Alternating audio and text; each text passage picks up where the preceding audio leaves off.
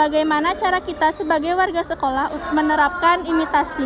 Jadi imitasi itu adalah mencontoh gaya hidup tokoh yang kakak idolakan sebagai warga sekolah. Kakak ada jawabannya? Oke, jadi kalau menurut aku pribadi, gimana cara aku mencontoh idolaku? Aku biasanya memperhatikan. Yang pertama kita harus memperhatikan gimana sih dia ada di sekolah itu. Nah, yang kedua, ajak dia berteman. Nah, kalau kita berteman dengan sesuatu yang positif, maka kita akan menjadi positif juga. Nah, ketiga, ada namanya pendekatan. Nah, ingat kita tentang simbiosis mutualisme. Ya udah, kita lakuin apa yang dia perlukan. Niscaya dia kan dasar manusia itu kan baik. Itu pasti akan ada timbal baliknya. Gitu. Jadi kita harus membangun relasi antar idola kita gitu. Pertanyaan selanjutnya, apa dampak positif dan negatif jika interaksi sosial di sekolah dipengaruhi kehadiran gadget? Oke, jadi kalau dari aku dampak positifnya dulu nih ya. Dampak positif ada gadget dalam interaksi sosial ini menurut aku sangat berpengaruh. Karena gimana, kita bisa dengan gampang menghubungi orang. Oke, yang satu gampang menghubungi orang.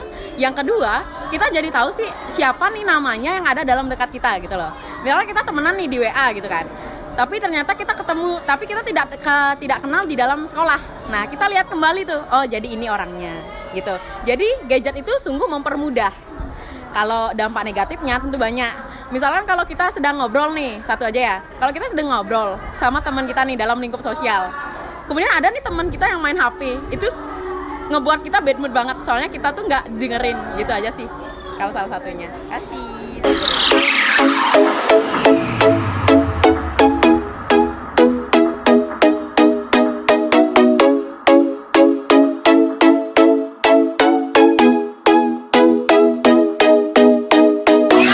Baik, saya ingin menanyakan bagaimana cara kita sebagai warga sekolah menerapkan imitasi. Jadi imitasi itu adalah proses seseorang mencontoh gaya hidup tokoh yang diidolakan sehingga mendorongnya untuk meniru orang lain atau kelompok.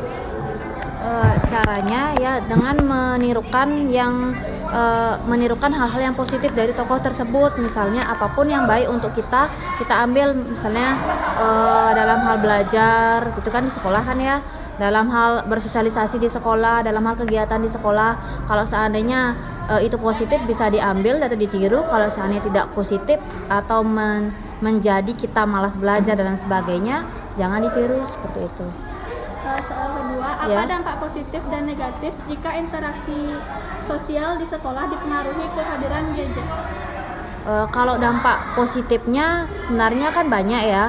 Karena dari gadget kita bisa belajar ya, apa-apa nyari di gadget. Karena buku pengetahuan juga sedikit-sedikit ada yang barcode, jadi kan kita perlu gadget untuk barcode buku pengetahuan tersebut. Selain itu kita mencari materi di gadget juga untuk membuat media pembelajaran atau media materi yang kalian presentasikan juga perlu gadget dan lain sebagainya.